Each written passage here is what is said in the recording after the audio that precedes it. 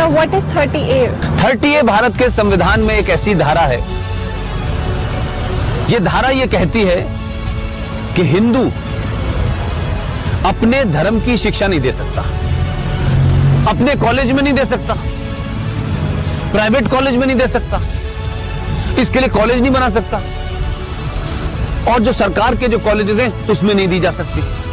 लेकिन एक धारा है 30, वो 30 धारा मुसलमानों को इस बात की इजाजत देती है कि वो अपनी मजहब की शिक्षा के लिए कॉलेज खोल सकते हैं, वो मदरसे चला सकते हैं, क्रिश्चियन अपने मदरसे चला सकते हैं, स्कूल इंस्टीट्यूशन चला सकते हैं जहां वो अपने मजहब की शिक्षा दे सकते हैं। मेरा सवाल यह है, क्या संविधान के निर्माताओं को इस बात का बोध नहीं था कि सिम्मी जी, अगर आप अपने धर्म की शिक्षा आपको नहीं मिलेगी तो आप में संस्कार कहां से आएंगे, आप में फेथ कहां से आएगा, आप वेद क्या हैं, पुराण क्या है, कैसे जानेंगे अगर आपसे कहा जाए आपको यह नहीं पढ़ना है। और भारत में एक ऐसी सिविलाइजेशन जिसके 5000 साल का जो रिटन डॉक्यूमेंटेशन है, उसमें भारत का कोई भी आप दौर देख लें, कभी भारत की सनातन संस्कृति के मानने वालों ने दुनिया के किसी देश पे हमला नहीं किया। यह शब्द बलात्कार हमारी संस्कृति का हिस्सा नहीं था। ये घूंघट इसलिए नहीं था कि हमारे यहां था, हमको गलत नैरेटिव दिया क्या।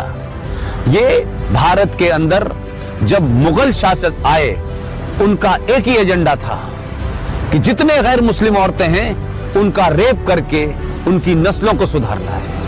ये बलात्कार शब्द हमारे साहित्य का हिस्सा नहीं था, ये तलाक शब्द हमारे साहित्य का हिस्सा नहीं था।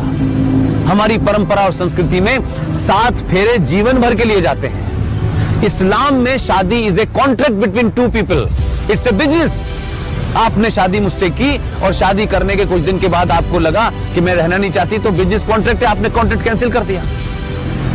तो आर्टिकल 30A भारत के संविधान से हटना चाहिए। इस देश के 90 से 95 करोड़ हिंदुओं को उनका शास्त्र क्या कहता है, उनका वेद क्या कहता है, इसकी शिक्षा की इजाजत देनी चाहिए। और मंदिरों के ऊपर जो हिंदू पैसा चढ़ाते हैं, यह भी एक लॉ है जो नहीं पता देश को। भारत के जितने भी मंदिर हैं उस पे जो पैसा चढ़ता है वो सरकार के खजाने में चला जाता है।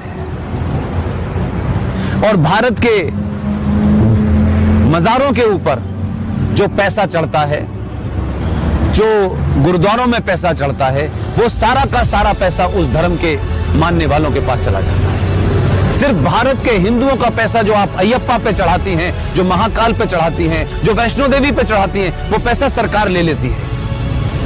तो अगर भारत के मंदिरों पे चढ़ने वाले पैसे से भारत के लोग, हिंदू लोग, सनातनी लोग अपने विश्वविद्यालय खोलना चाहें कि हम सनातन के बारे में बताएंगे, पुराणों को पढ़ाएंगे, तो उसकी भी छूट नहीं है। ये संविधान में 2 धाराएं एंटी हिंदू हैं, इनको समाप्त होना चाहिए। और मैंने कल भी घोषणा की है कि अगले 2 साल में इसके खिलाफ भी मैं